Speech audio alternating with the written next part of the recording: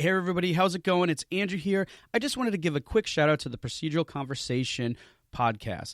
It's a game industry talk show that highlights gaming industry workers, subcultures, and other niche gaming topics.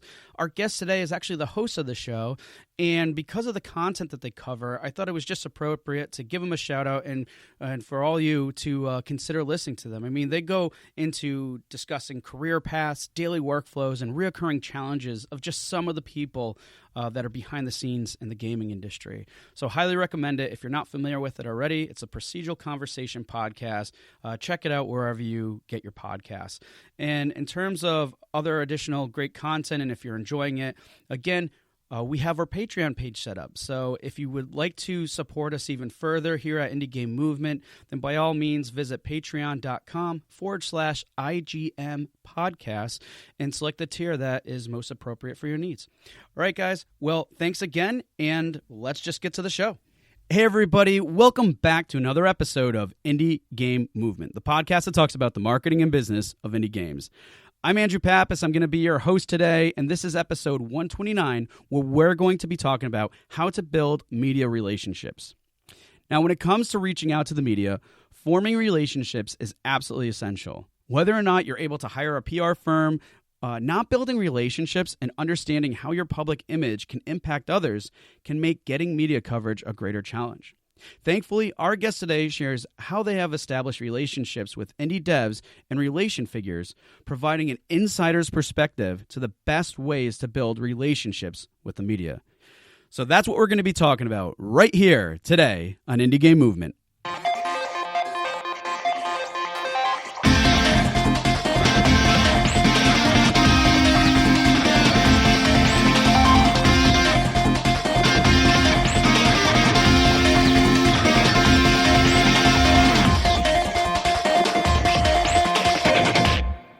Hey, everybody, and we're back, and we have Chris Compendio with us today. Chris, how's it going, man? It's going great today. How are you? Good. Doing well. All right, so we're just going to get right to it. So if you would like to take a few minutes, give us some, more insight about your background professionally, what you do, those types of things. And also, if you would like to share anything that you do in your personal life, fun activities, anything along those lines. Absolutely. I guess I should start by saying that I guess ever since middle school, high school, college, I've always been into video games and kind of critically analyzing them. So back in the high school days, I was kind of like a film, TV game reviewer for my own blog and Facebook and for school newspapers and whatnot. And college is where I decided to pursue writing as a degree. So I did a lot of creative writing. I mainly focused on screenwriting and prose, but at the same time, I started kind of building the foundation of a potential career in games journalism. Right out of college, I got an internship with Paste magazine. I got to work with the great Garrett Ryan Martin, and I wrote my first real game reviews. I got review copies, and I was writing news stories all the live long day, and that was a great experience. I started accumulating a bunch of gigs with websites like Destructoid and Flixist, and eventually DualShockers is where I spent the bulk of my kind of games journalism career. I had also been freelancing and pitching around several different outlets, getting paid for those, just kind of gathering all these bylines. And then I kind of joined the community for this website called Uppercut, and they are mainly focused on indie games. They are majority, they are mostly run by queer people. And I had the privilege of, for the first half of this year, I was contracted as a PR coordinator for them. So that basically meant that I was using my press connections to reach out to game companies and publishers. And I was basically the person who got the codes for them. Oh, nice. That's kind of the thick of it. But establishing those press relationships and just kind of getting our name out there. And yeah, it was kind of a culmination of everything that I've been learning from my previous games, journalism experiences. And besides that, I enjoy podcasting. I used to have a Marvel podcast. I have Oh, a cool. current podcast that's kind of like a one-on-one talk show, very similar to this program.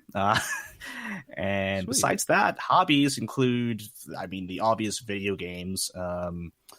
I have been, as I get closer to my to turning 30, I realize that physical health is really important. So I've been working out more for sure.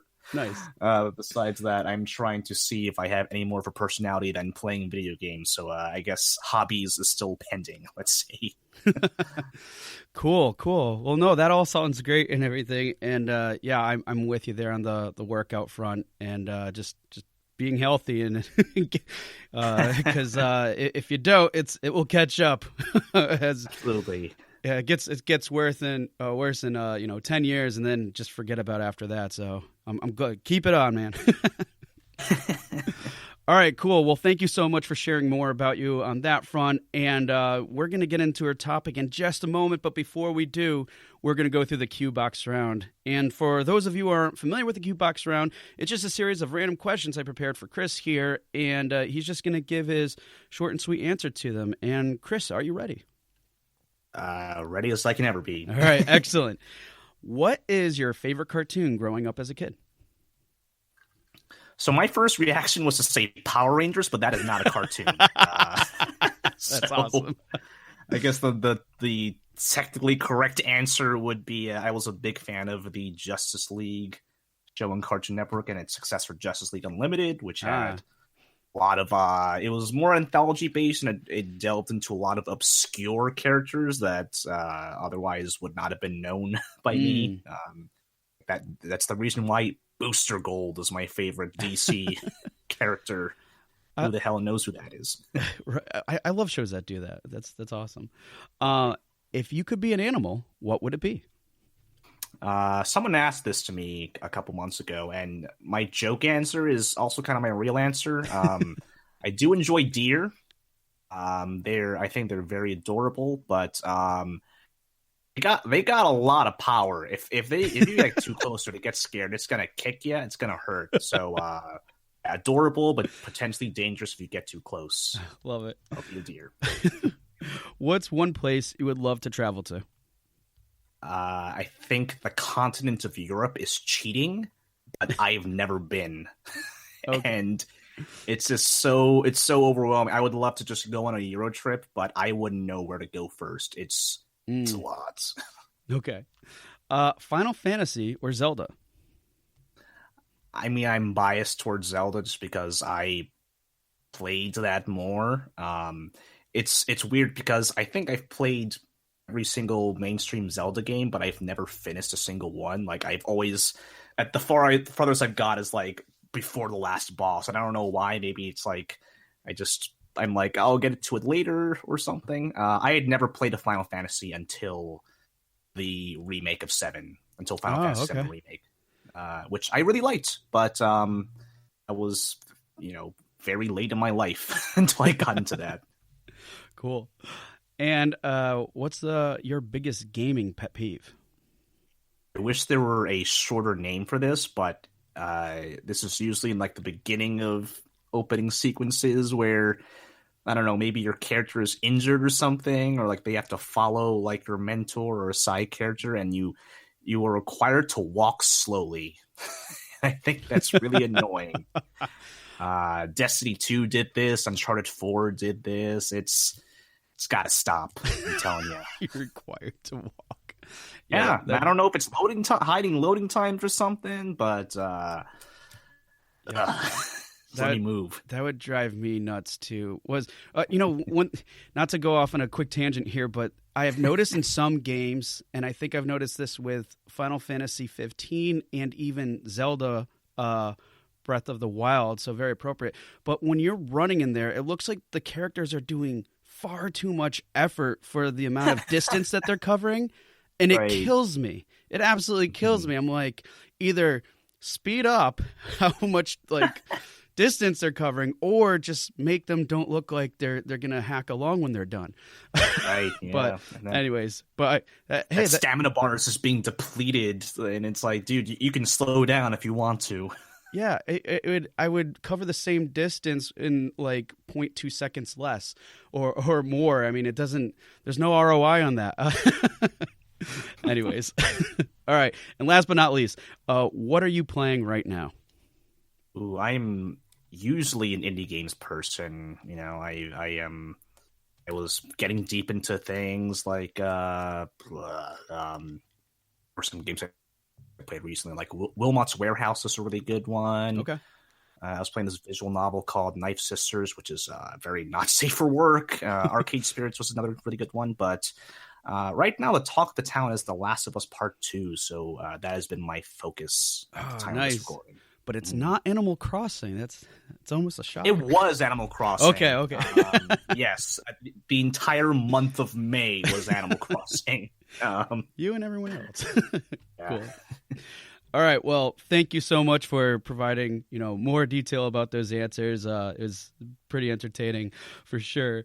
But now we're going to get into the meat of this conversation and everything. And our topic today is how to build media relationships. And you're definitely a guy where I think you're going to have a lot of insight to this. And to kick off that conversation, I was hoping that maybe you could provide a glimpse of what it's like to be a games journalist and objectives that you need to, hit so devs and public relation figures can have a better understanding of what your objectives and other journalists' objectives and needs are.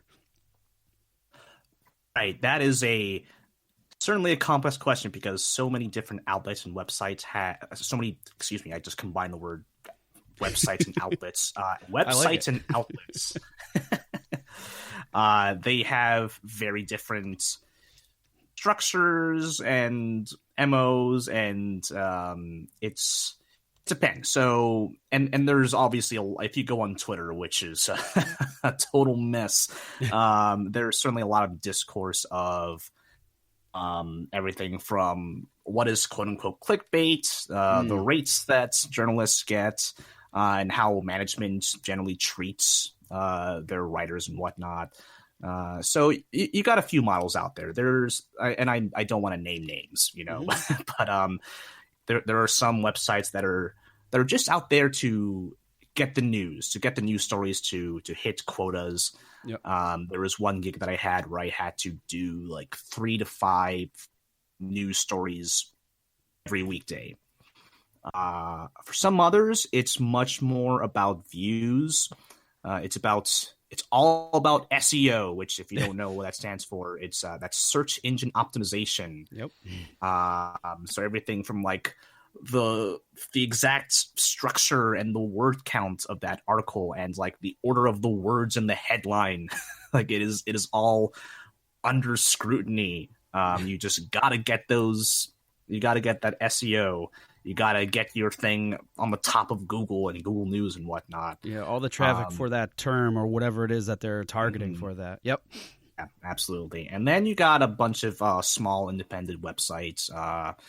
Some of them are just kind of like, I don't know, two dudes who just have free time. When I was with Epicot, it was more so like a larger media project, like Epicot is Patreon funded, for example, and there are a lot of similar websites that kind of deal mainly on games criticism, just like the good stuff, like not exactly listicles or explainers, like not to demean anyone who does that because that's important work and people work hard on that.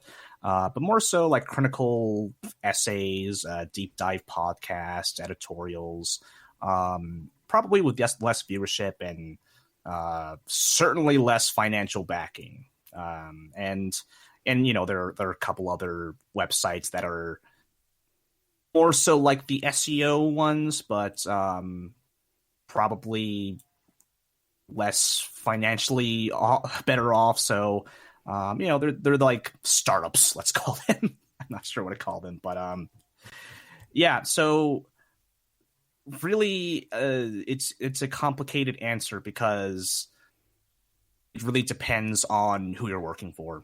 Okay. Some of these websites were owned by like a big corporation like CBS